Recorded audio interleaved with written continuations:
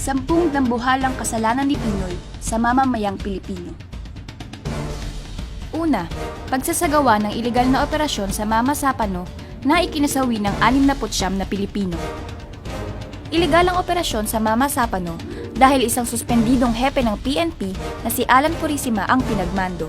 Sadyang itinago ang Oplan Exodus sa liderato ng PNP at maging sa iba pang mataas na opisyal ng gobyerno na miyembro ng National Security Cluster tulad ng kalihim ng Department of National Defense o DND, kalihim ng DILG, gayon din sa Chief of Staff ng AFP.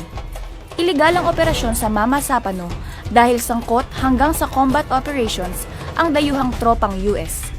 US ang nagpondo sa Wolverine o Exodus, nagbuo ng intelligence packet, nagtraining sa SAF-PNP, kasama ang dayuhang sundalong Amerikano ng SAF-PNP sa madugong operasyon mula sa Tactical Command Post at sa aktwal na labanan at may drone ng US na nakasubaybay habang nagaganap ang engkwentro.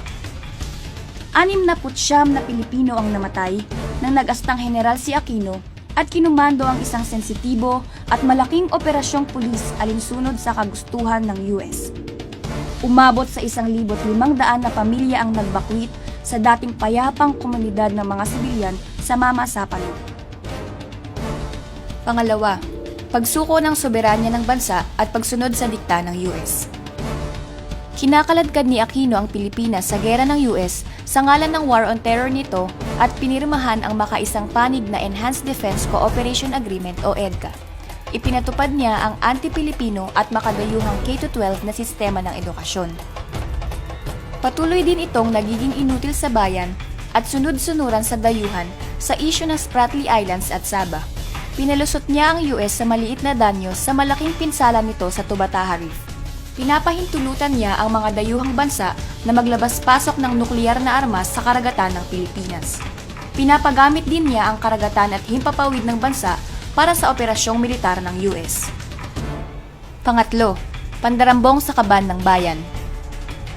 Aabot sa 237 billion pesos ang iligal na ipinaloob ni Aquino sa kanyang solong kontrol sa pamamagitan ng Disbursement Acceleration Program o DAP. Pinakinabangan nito ng kanyang mga kapamilya, kaklase, kaibigan at kabarilan. 2 beses nang idiniklara ng Korte Suprema na iligal ang DAP. Pang-apat, kriminal na kapabayaan sa pananalanta ng Bagyong Yolanda at iba pang kalamidad. Higit sa 12,000 katao ang namatay sa mga malalaking kalamidad sa ilalim ni Aquino, gaya ng mga Bagyong Yolanda, Sendong, Pablo, Ruby, Glenda, Santi at pananalasa ng Habagat. Sa dami ng pondong hawak ni Aquino gaya ng DAP, Presidential Social Fund, Special Purpose Fund, Calamity Fund at iba pa, walang ginawa ang gobyerno para makasapat sa paghahanda at maiwasan ng matinding pinsala ng mga taunang mararaming kalamidad sa buhay at ari-arian ng mga tao.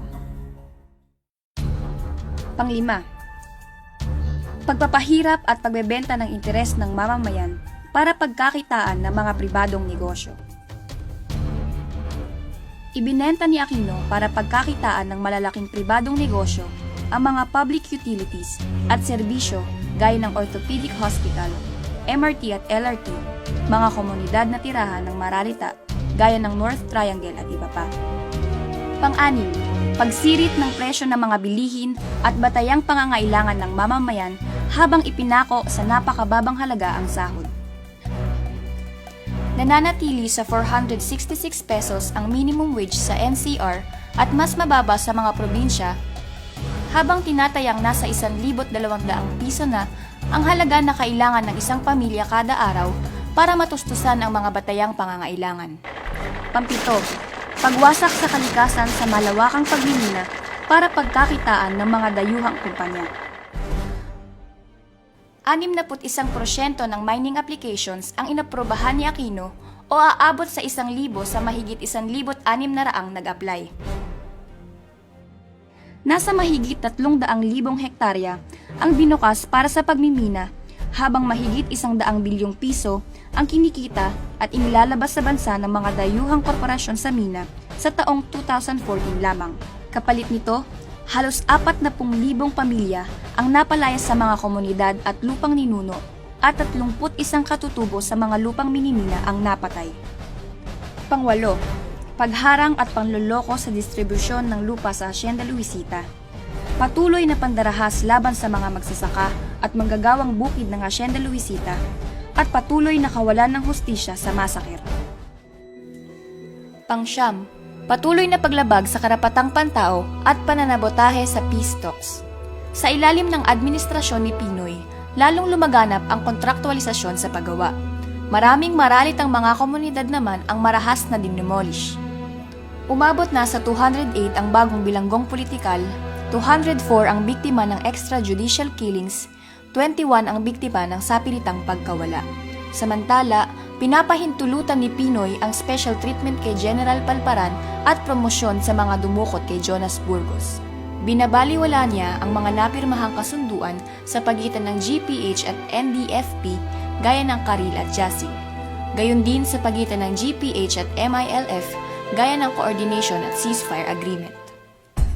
Pangsampu, pagbibigay pabor at posisyon sa gobyerno sa mga KKKK at pagpapanatili sa kanila bagamat nasangkot sa katiwalian. Suspindido si Alan Purisima sa pagkahepe ng PNP dahil sa gun scam at korupsyon, pero pinamando pa rin ni Aquino sa pumalpak na Operation Wolverine. Nasangkot sa possession of firearms at pagbili ng mga pirated DVD si Presidential Political Advisor Ronald Llamas, pero pinagtanggol pa rin ni Aquino. Autor ng iligal na DAP ang kalihim ng Budget and Management na si Florencio Butchabad na kumontrol sa 237 billion pesos na kaban ng bayan kasama si Pinoy. Nasangkot si Alcala sa mga smuggling at kartel ng produkto sa agrikultura at nasangkot naman sa korupsyon sa Pagcor Sinagyat.